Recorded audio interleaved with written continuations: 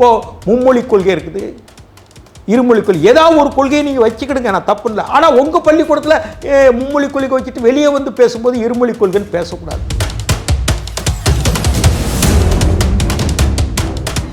காங்கிரஸ் தான் இந்தியை திணிச்சது, உங்களுக்கு நல்லா தெரியும். காங்கிரஸ் ஆட்சி காலத்தில் இப்படியா இருக்கும்போது நாங்கள் மும்மொழி கொள்கை வேண்டாம் இருமொழி கொள்கைன்னு நீங்கள் சொல்கிறது ஏதாவது ஒன்றில் நில்லுங்க, ஒன்றில் அதில் நில்லுங்க, இதில் நில்லுங்க. நீங்கள் நடத்துகிற 20 பள்ளிக்கூடங்கள் ஸ்டாலின் குடும்பத்து உட்பட அவங்க மகள் நடத்துகிற பள்ளிக்கூடம் உட்பட 20 பேருக்கு ஹிந்தி சொல்லிக் கொடுக்கீங்க. நீங்கள் உங்களுக்கு அதை சொல்லிக் கொடுத்தா உங்களுக்கு பிழைக்கணுமா?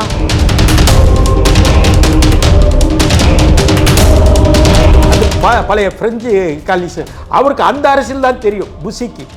ரெண்டாவது ஒரு தெருவெடுத்துக்கிட்டா ஒரு எம்எல்ஏ ஆகிடலாம், இங்கே கவுன்சிலர் ஆகிற மாதிரி. அப்படி இருக்கும்போது விஜய் வந்து ஏற்ற இறக்கங்கள் உயரங்கள் அதுக்கேற்றாப்புல தன்னுடைய பயணத்தை அரசியல் பயணத்தை அவர் செஞ்சு தயார் பண்ணிக்கணும். எல்லா பத்திரிகைக்காரும் திமுகவுக்கு முட்டு கொடுக்குறாங்க. எந்த விதத்தில் முட்டு கொடுக்காங்க, அது எதாவது ஆதாயம் இருக்கான்னு எனக்கு தெரியலை. அந்த மாதிரி என்ன முட்டு கொடுக்காங்க, அவன் அவ்வளவு தப்பு பண்ணுறாங்க. வாரிசு அரசியலை கொண்டு வந்துட்டாங்க, எவனும் வர முடியாது.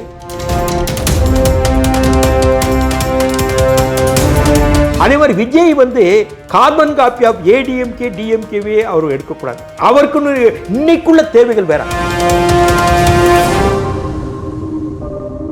உங்கள் ஸ்கூலில் வந்து சொல்லி கொடுத்து அவன் இப்போ உங்கள் ஸ்கூலில் படித்த பையன் எங்கேயாவது வடநாட்டுக்கு வேலை வரலாம், கவர்மெண்ட் ஸ்கூலில் ஹிந்தி சொல்லி தர மாட்டாங்க, அவன் இங்கேயே இருந்து சாகணுமா? இதான் சமூக நீதியா? ஐயங்காருக்கு தனியாகவே மெஸ் வச்சுருந்தாங்க. இப்போ நான் பிராமின், எங்களை போன்ற அந்த காலத்தில் 50 வழக்கறிஞாங்க வேற ஒரு இடத்துல தான் உட்காந்து சாப்பிடும். அதெல்லாம் இன்னைக்கு இல்லை.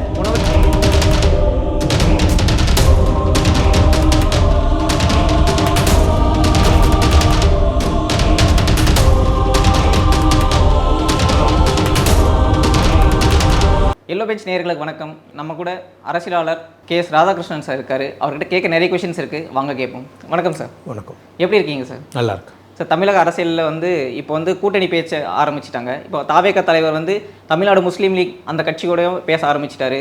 அது இல்லாமல் அரசியல் ஆலோசகர்களாக கூட்டிகிட்டு வந்து நிறைய ஸ்டெப்ஸ் எடுத்துகிட்டு இருக்காரு. அவரோட வளர்ச்சியும் அவருடைய ரோலையும் இப்போ தமிழ்நாட்டில் எவ்வளோ முக்கியம் நீங்கள் பார்க்குறீங்க? எங்கள் தமிழ்நாட்டில் ஒரு மாற்று அரசியல் வேணும்னு நாங்கள் நினச்சோம். 67 அண்ணா காலத்தில் திமுக ஆட்சி ஏற்பட்டது. கிட்டத்தட்ட 67லாம் 50 ஆண்டுகளுக்கு மேலே ஆகிப்போச்சு. இப்போ உங்களுக்கு தெரியும், அண்ணா இறந்தார், 69 கலைஞர் ஆட்சிக்கு வந்தார். அன்னையிலேருந்து திமுக மீது ஊழல் குற்றச்சாட்டுகள், சர்க்காரியா கமிஷன், அப்புறம் எம்ஜிஆர் மேலேயும் ஊழல் சொன்னாங்க, ஜெயலலிதா விஷயங்கள்லாம் உங்களுக்கு தெரியும். ஒரு மாற்று அரசியல் வேண்டும் என்று எங்களை போன்றவர்கள் பல்வேறு நிலையில் நாங்கள் விரும்பினோம். அப்படித்தான் 93 வைகோ மறுமலர்ச்சி திமுக துவக்கப்பட்ட பொழுது அதுக்கு ஃபவுண்டர் லீடராக நான் இருந்தவன். அது துவக்கும்போது ஒரு மாற்று அரசியல் வரணும், இந்த இயக்கங்களுக்கு ஒரு மாற்று அரசியல் வேணும், அடுத்த ஒரு ஆல்டர்னேட்டிவ் ஃபோர்ஸ் வேணும், பொலிட்டிக்கலாக வேணும் பண்ணோம். அது ஃபெயிலியர் ஆகிப்போச்சு. அது பிறகு விஜயகாந்த் வந்தார். விஜயகாந்த் வரட்டும்னு நாங்கள் நினச்சோம். அந்த எலெக்ஷன் கமிஷனில் அவர் பதிவு பண்ணும்போது அதுக்கெல்லாம் உதவி பண்ணதெல்லாம் நான் உண்டு. ஆனால் அவங்க கட்சியில் சேரலை. இப்போது அதுக்கு அடுத்தபடியாக இன்றைக்கி விஜய் நடிகராக இருக்கிறாரு, அவர் வந்திருக்கிறாரு, ஒரு மாற்று அரசியல் சக்தியாக வரணும்னு நினைக்கிறாரு. வரட்டும், அதை வரவேற்கிறோம். ஆனால் அவர் கடந்த காலத்தில் நடந்த மதிமுக விஜயகாந்துடைய எப்படிலாம் பின்னடைவு ஏற்பட்டதெல்லாம் கவனத்தில் கொண்டு வரணும். யார்? விஜய். அதே மாதிரி அவருடைய ரோல் மாடலாக எம்ஜிஆரையும் NT ராமாராவையும் எடுத்துக்கணும். NT ராமாராவ் 18 மாதத்தில் ஆட்சிக்கு வந்தார் ஆந்திராவில். அதே மாதிரி எம்ஜிஆர் ஒரு 4 வருஷத்தில் ஆட்சிக்கு வந்தார் 77. வெறும் ரசிகர்கள் மட்டும் இருந்தால் வெற்றி பெற முடியுமாங்கிறது கவனிக்க வேண்டிய விஷயம். அப்படி இருந்து தான் சிவாஜி கணேசன் தோத்தார். வெறும் ரசிகர் மன்றத்தை வச்சிருந்தால தான் ராஜசேகரன், தளபதி சண்முகத்தை வச்சு தான் அவர் வந்து வெற்றி பாதையில் செல்ல முடியாமல் தனி கட்சி கூட தமிழக முன்னேற்ற முன்னணின்னு கூட துவங்கினார். ஸ்தாபன காங்கிரஸில் எங்கூட இருந்தவர்.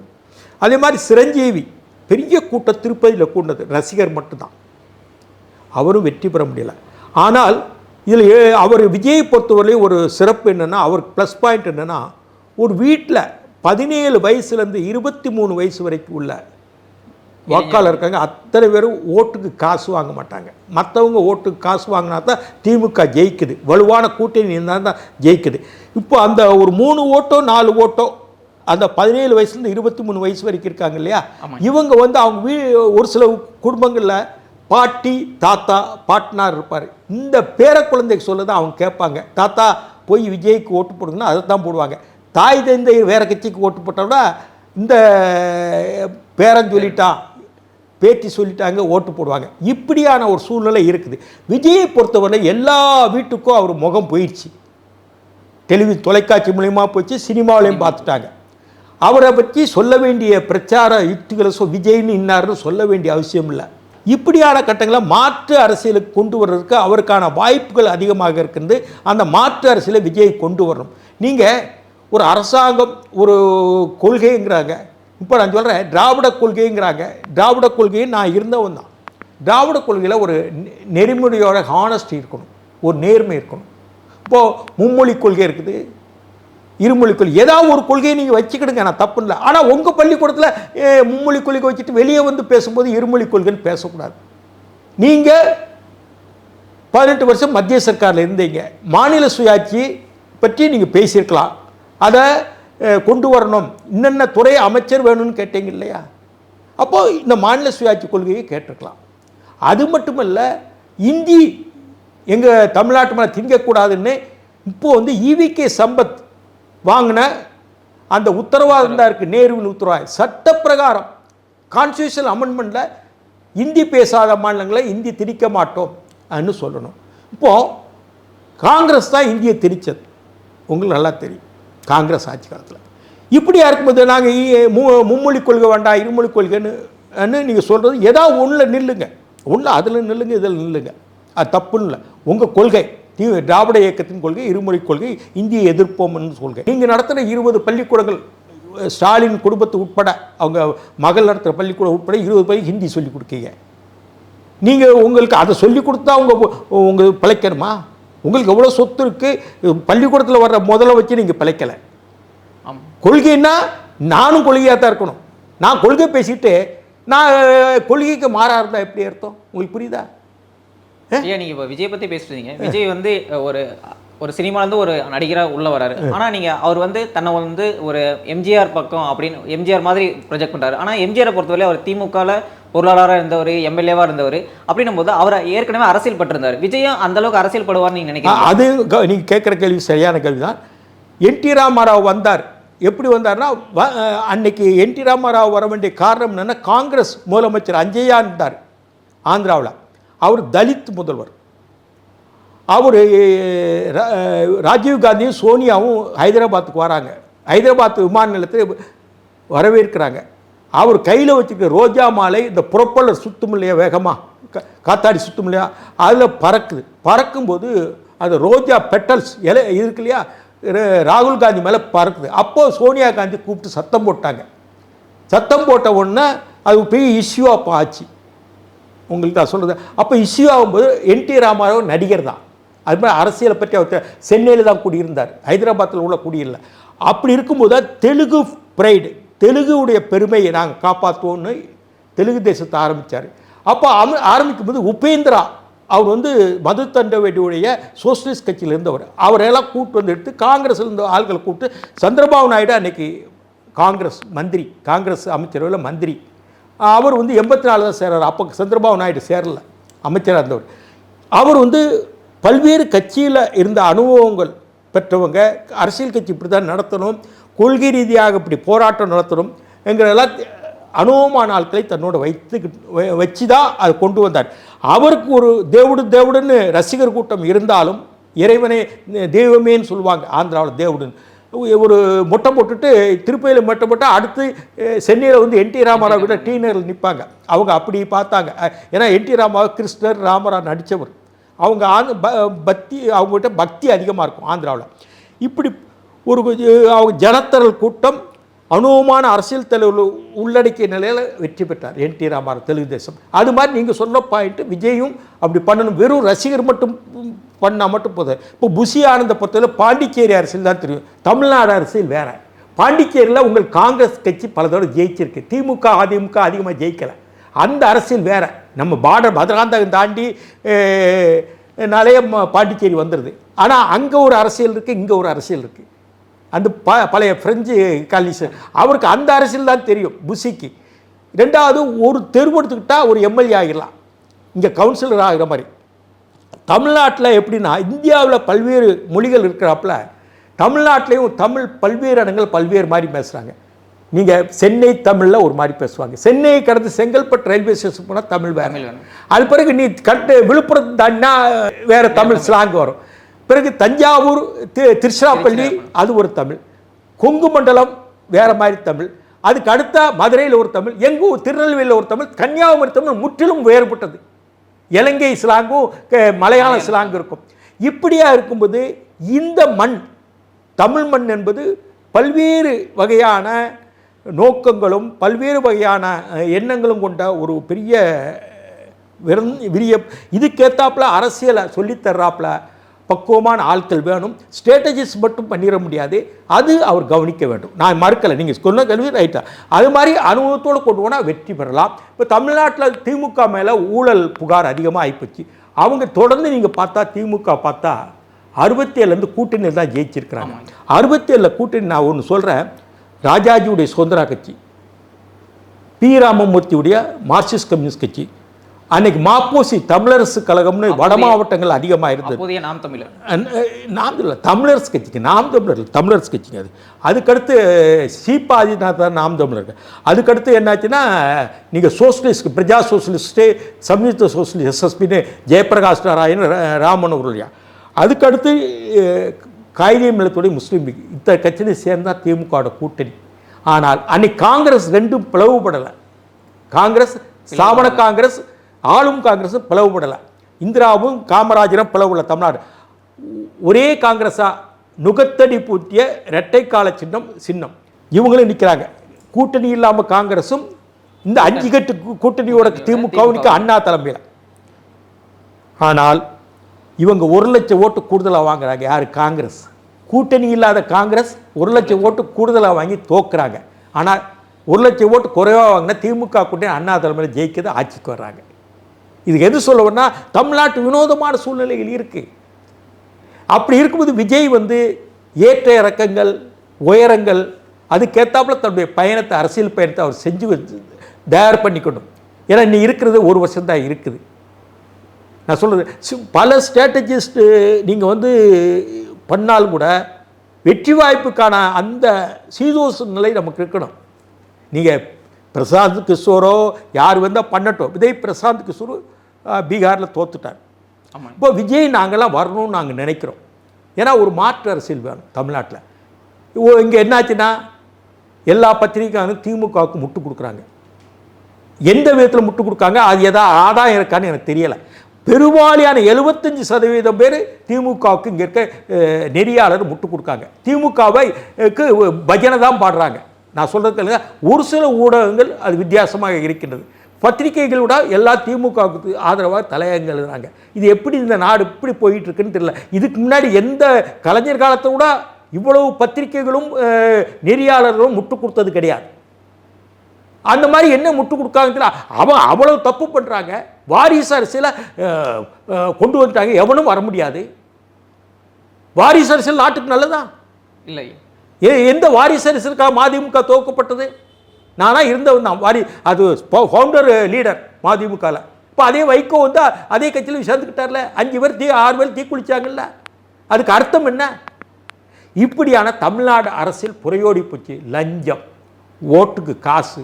ஒரு கூட்டம் இருக்குன்னா பெருவாரியார் கூட்டம் நடத்தாங்க. இத்தனை பேர் கூட்டம் வந்துட்டாங்க, எத்தனை பேர் வந்துட்டாங்கன்னா ஒரு ஆளுக்கு 300 ரூபா மது கொடுக்காங்க. ஆண்னா பெண்ணு கூட மது கொடுக்காங்கன்னு சொல்கிறாங்க. சாப்பாடு, பிரியாணி, இதாக கூட்டம். நாங்களாம் சாவண காங்கிரஸில் காமராஜர் காலத்தில் மாணவர் காங்கிரஸ் தலைவர். 72 தேர்தல் கலைஞர் சைதாப்பேட்டையில் நிற்கிறாரு. நான் சாவண காங்கிரஸ் இருக்கேன். குழந்தை ராமலிங்கம் இளைஞர் காங்கிரஸ் தலைவர் போட்டிடுறாரு.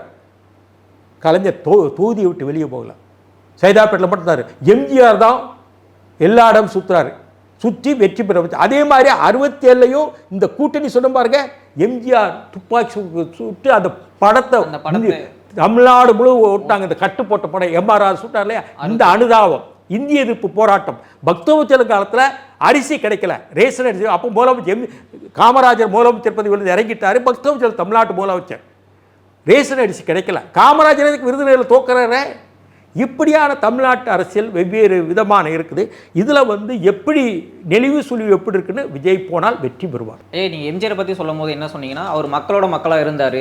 அது இல்லாமல் அவர் ஒரு மிகப்பெரிய திரை பிரபலமாக இருந்தாலும் எல்லா விஷயத்துக்கும் மக்களோட போய் நிற்பார். ஆனால் விஜயை பொறுத்தவரை என்ன கிரிட்டிசம் வைக்கிறாங்கன்னா, அவர் மக்களே பார்க்க மாட்டிருக்காரு. அவர் வீட்டிலேருந்து நிறைய பண்ணுறாரு. இப்போ போராட்டத்துக்கு போனாலும் வண்டியிலேருந்தே பேசிட்டு போகிறாரு. அப்போ மக்கள் கூட அவர் வந்தால் தானே அவர் மக்கள் ஏற்றுப்பாங்க அப்படின்னு. அதுக்கு தான் சொல்கிறேங்க, அதான் இறங்கணும்னு சொல்கிறேன். நான் சொல்கிறேன், நீங்கள் உங்கள் கருத்தை தான் நான் சரின்னு சொல்கிறேன். ரெண்டாவது, இன்னைக்குள்ள சூழ்நிலை எப்படின்னா, இந்த பாதுகாப்புங்கிறது ஒரு விஷயத்தை நம்ம அம்சத்தை பார்க்க. எம்ஜிஆர் காலத்தில் பாதுகாப்புன்னு யாரும் குறை சொல்ல மாட்டாங்க. உடனே எம்ஜிஆர் ஏதாவது இது பண்ணுவாங்க, கையை பிடிச்சி இழுத்துருவாங்க, கண்ணாடியை பிடிச்சி தொப்பியை பிடிச்சி இழுத்துருவாங்க அங்கிறது அன்னைக்கு பயம் இல்லை. இன்றைக்கி என்ன, ராஜீவ் படுகொலைக்கு பிறகு ராஜீவ் படுகொலை நியாயப்படுத்தலை. அதுக்கு பிறகு பாதுகாப்புங்கிறது தலைவர்களுக்கு முக்கியமான ஒரு விஷயம் இருக்குது. அதையும் கவனத்தில் வச்சுக்கணும். அதனால் அவர் இருக்கலாம். ஆனால் அதுலேயும் ஓரளவு அதை விலகி அவர் வரணும், மக்களோட மக்களாக இருக்கணும். அதில் மாற்றுக்கருத்து இல்லை. இப்போ கூட மத்திய அமைச்சகம் ஒய் செக்யூரிட்டி விஜய் கொடுத்துருக்காங்க. இதையும் அரசியல் பண்ணுறாங்க. என்னன்னா, விஜய் ஒரு முக்கியமான பிரபலம், தமிழ்நாட்டில் மட்டும் அவருக்கு ஏன் பாதுகாப்பு கொடுக்குறீங்க, ஆனால் மற்ற ஸ்டேட்டுக்கு போனால் ஒரு பாதுகாப்பு இல்லை அப்படின்னு சொல்கிறாங்க. ஆமாம், தமிழ்நாட்டில் தான் அவருக்கு அரசியல், மற்ற ஸ்டேட்டில் அவருக்கு என்ன சிக்கல் வரப்போகுது? இங்கே தானே கூட்டம் கொடுத்து இதுங்க எல்லாருக்குமே இந்த கலைஞர் கொடுத்துருக்காங்க, ஸ்டாலின் கொடுத்துருக்காங்க, எல்லாருக்குமே கொடுத்துருக்காங்க. அரசியல் தலைவர்னா பொதுமக்களால் ஒரு பெரிய செல்வாக்கோடு இருக்க தலைவர்களை கொடுத்துருக்குறாங்க. இப்போ ஒய் செக்யூரிட்டி மத்திய அமைச்சகம் கொடுக்குறாங்கன்னா, அது இங்கே தமிழ்நாட்டில் இருக்கிற லா அண்ட் ஆர்டர் மேலே அவங்களுக்கு சந்தேகம் இருக்குன்னு அர்த்தம். அப்புறம் கலைஞர் சீஃப் மினிஸ்டர் இருக்கும்போது அதை வச்சுருந்தாரு. 2006 2011 வச்சுருந்தாரா இல்லையா? அவரே முதலமைச்சர். அவருடைய அதிகாரத்தின்களை தான் இருக்காங்க. இப்போ ஸ்டாலினே வச்சிருக்காரா இல்லையா? அவர் முதலமைச்சர் தானே. அவர்கிட்ட காவல்துறை அவர்கிட்ட தானே இருக்குது. 2 பேர்ட்ட காவல்துறை இருந்ததுல. ஐயா, இப்போ அவங்க என்ன சொல்கிறாங்கன்னா, இது லா அண்ட் ஆர்டர்ன்றது ஒரு ஸ்டேட்டோட சப்ஜெக்ட். இவங்க ஸ்டேட்டோட சப்ஜெக்டை ஸ்டேட்டுக்கிட்ட ஒரு இன்ஃபர்மேஷனை வாங்காமல் ஸ்டேட்டாக கொடுக்குறது ஒரு வேளை அவங்க கூட்டணிக்கு அழைக்கிறதுக்காக கொடுக்குறாங்களோ அப்படின்னு பேசுகிறாங்க. அது ஒவ்வொருத்தர் கால்குலேஷன் இருக்கலாங்க. அது எனக்கு தெரியாது இல்லையா? அந்த கால்குலேஷன் இருக்கலாம். ரெண்டாவது விஷயம், இவர் என்ன சொல்லிட்டாரு விக்கிரவாண்டி கூட்டத்தில், 2 கட்சிகளையுமே நான் எதிர்க்கிறேன்ட்டார். பாஜகவை எதிர்க்கிறேன், திமுகவை எதிர்க்கிறேன்னு சொல்லிட்டாரு. இப்படி இருக்கும் பொழுது அவர் தெளிவாக சொல்லிட்டார், இனிமேல் போய் சேர முடியாது. அதே மாதிரி Vijay carbon copy of ADMK டிஎம்கேவே அவர் எடுக்கக்கூடாது. அவருக்குன்னு இன்னைக்குள்ள தேவைகள் வேற. இப்போது திமுகவிலையும் அதிமுகவிலையும் கொள்கையை வைத்தது அண்ணா. அன்னைக்கு தேவைகள் வேற. இன்றைக்கு தொழில்நுட்பம் வளர்ந்துருச்சு. இன்றைக்கி சுற்றுச்சூழலை பாதுகாக்கணும். அதே மாதிரி இன்னைக்குள்ள இளைஞர்களுடைய தாக்கம், வெளிநாட்டுக்கு வேலைக்கு போகிறாங்க. ஆமாம், புது பொருளாதார கொள்கை வந்துருச்சு. நீங்கள் இந்த இந்திய எதிர்ப்பு இந்த மாதிரி திமுக பேசுகிறாங்க இல்லையா? இப்படி இருக்கும் பொழுது இப்போ சமூக நீதினா என்ன? சமூகம் எல்லாத்தான் தான் இருக்கணும். உங்கள் ஸ்கூலில் ஹிந்தி சொல்லி கொடுத்து இப்போ உங்கள் ஸ்கூலில் படித்த பையன் எங்கேயாவது வடநாட்டுக்கு வேலை போடலாம். கவர்மெண்ட் ஸ்கூலில் ஹிந்தி சொல்லி தர மாட்டாங்க, அவன் இங்கேயே இருந்து சாகணுமா? இதுதான் சமூக நீதியா? இப்படி சமூக நீதி மாதிரி இப்போ சமூக நீதியிலையும் கொஞ்சம் மாற்றங்கள் வரணும். சமூக நீதி கொள்கை அவசியம், அது அடிப்படை. மாற்றங்கள் வரணும். சமூக நீதினா அது பரவலாக்கப்பட வேண்டும். எல்லா உலகத்தில் பிறந்துட்டாங்கன்னா, ஒரு 50 ஆண்டுகளுக்கு முன்னாடி வர்ணாசிர தர்மம் கடுமையாக இருந்தது, நான் மறுக்கலை. படிப்படியாக இப்போ நான் ஹைகோர்ட்டில் அட்வொகேட்டாக இருந்தவன், நான் முக்கியமான இதில் இருந்தேன், வழக்குகளில் பார்த்தேன். ஆமாம், எனக்கிட்ட சொல்லுவாங்க, நான் பார்த்ததுட்ட 50 என்னோட சீனியர் சொல்கிறேன், அங்கே கேன்டீன் ஹைகோர்ட்டில் நல்லாயிருக்கும், அந்த காஃபி ஃபில்டர் காஃபியெல்லாம் நல்லாயிருக்கும்.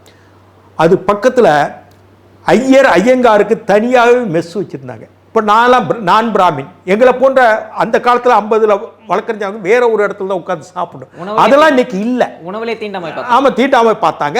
அவங்களுக்கு தனியால் அதுக்கு அங்கே இருக்க பிராமணால் செர்வ் பண்ணுவாங்க. ஹைகோர்ட் கேண்டீன்லேயும் வழக்கறிஞர். இப்படி அதெல்லாம் மாற்றங்கள் காலப்போக்கில் மாற்றமாக இருக்குது. இதே மாதிரி மாற்றத்துக்கு சமூக நீதி கொள்கையும் இன்றைக்குள்ள பொருளாதாரம், உலகமயமாக்கல், தாராளமயமாக்கல் என்ன இருக்கையா, இந்த சூழ்நிலைக்கு அர்த்தம் அதுதான் அடிப்படை. பொருளாதார அடிப்படைங்க. பொருளாதார அடிப்படையில் தான் சமூக நீதி, சமூக மாற்றங்கள், அடிப்படைகள் செய்ய முடியும். எவ்வளவு காசு இருக்குது, இந்த காசை வச்சு இன்னைக்கு குடும்பம் நடத்தணும்.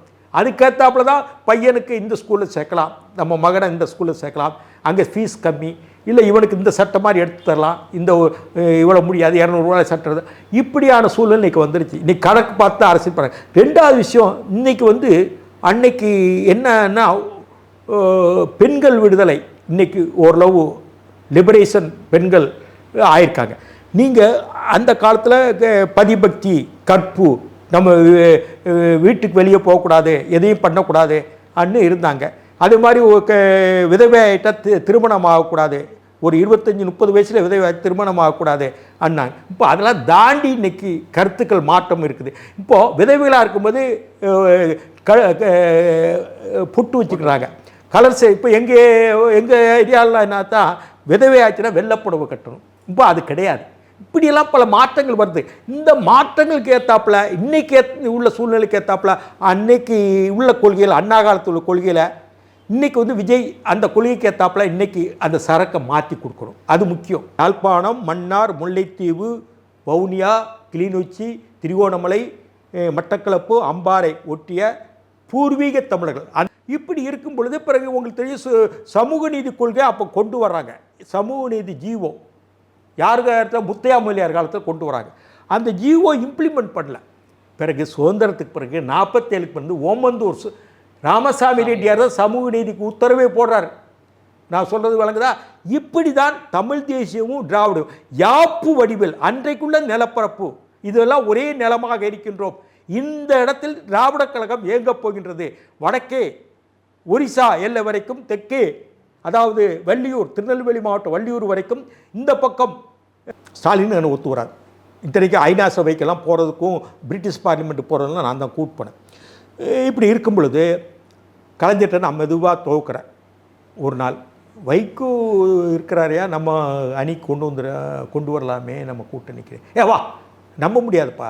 2004 என்ன என்கிட்ட பேசிக்கிட்டு ஜெயலலிதாட்ட பேசிட்டு கடைசியில் மாநாட்டுக்கு வரேன்னு என்னையும் சந்தித்து பேசிட்டு மாநாட்டுக்கு வராமல் ஜெயலலிதா வீட்டுக்கு போனாப்புல என்னப்பா. இப்போ 2 நாள் பேசி ஏன்ப்பா பெரிய தொல்லையார், சரிப்பா நான் பேசுகிறேன்ப்பா, நீ போடுப்பா. அவள் ஃபோன் என் ஃபோன்லேயே போட்டேன்.